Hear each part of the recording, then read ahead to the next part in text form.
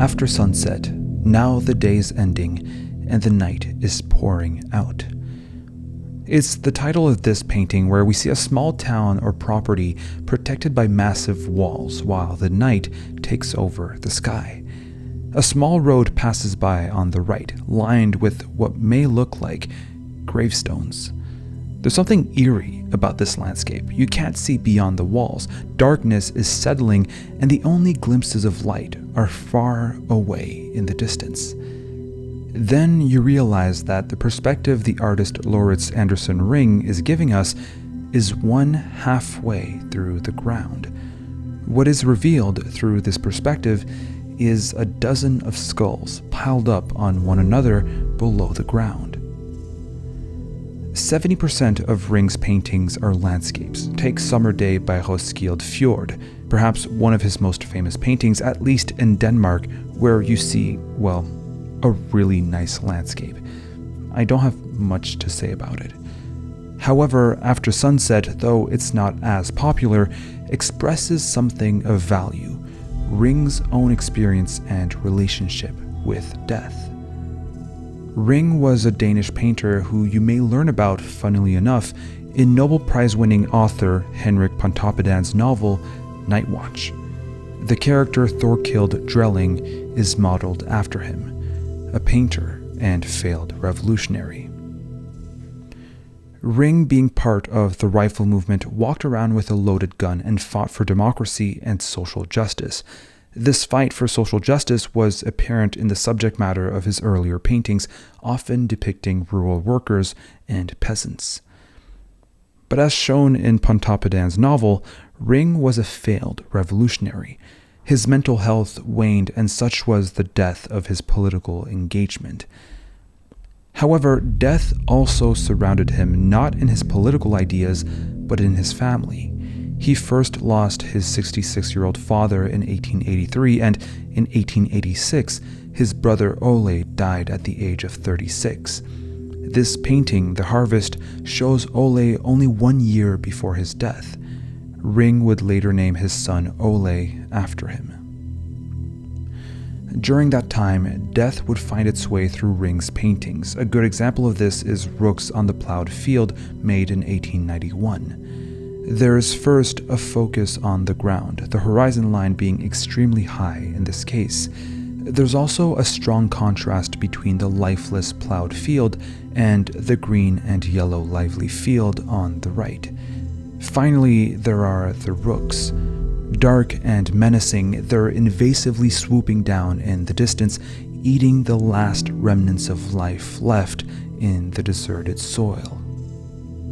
But there's another work of art symbolizing death, more poignant than Rooks on the Plowed Field, or even than After Sunset showed earlier. Evening, Death and the Old Woman. Ring painted this a year after the death of his brother who used to take care of his mother after she was made a widow only 3 years before his death.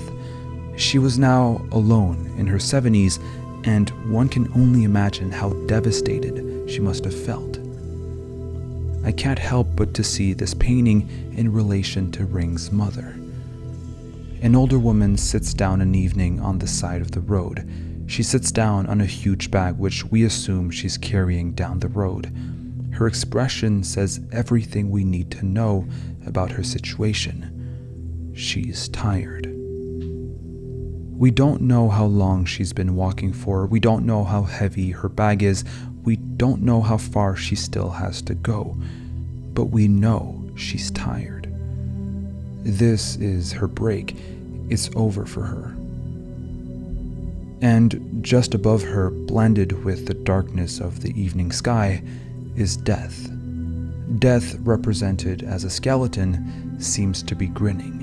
It's represented with wings, and it's about to cut down the woman with its scythe. I haven't encountered this in any of my research, but it's hard, knowing all this context, to not see in death perhaps a reflection of Ring's brother, Ole. Not only because Ole died a year before this painting, but also because his death might have impacted his mother in an extremely negative way. It made her tired. Ring's mother would die in 1895 at the age of 81. After Sunset, Now the Day's Ending and the Night is Pouring Out was made 4 years later, in 1899, and would close off this fixation of his on death, though it would revisit him during his career. There can be a positive takeaway from this painting, and I guess you can interpret paintings and make them say whatever you want, but I have a feeling this painting isn't as grim as it seems. Death here isn't eating at life or looming over very dramatically in the sky, but buried. It's underground, it's been dealt with, and now it's gone. It's not entirely gone, of course. It's still there, it's still part of our reality, but to Ring, it's gone, as in he might become at peace with it. My father died, my brother died, my mother died. And they've joined millions of other fathers, brothers, and mothers who've died before them, who've been buried in the same soil as them. They're gone. They're gone, and let them be gone. And this clearly isn't a denial of death, but a respect for death, or at the very least, a reconciliation with death. Keep in mind, Ring isn't burying death to ignore it. It's buried, yes, but we still see it. He's placed himself and us as viewers halfway underground among the dead. He buries himself in a way, placing himself with the dead, and perhaps through this, he symbolizes something we must all do: to come at peace with your own mortality, to accept the passing away of your relatives. Thank you so much for watching. Thank you Mike Wex, Roman Brandel, Russell Chinchilla, and all my other patrons for supporting the channel. If you also want to help out, leave a like, subscribe, and check out patreon.com/thecanvas. Thank you.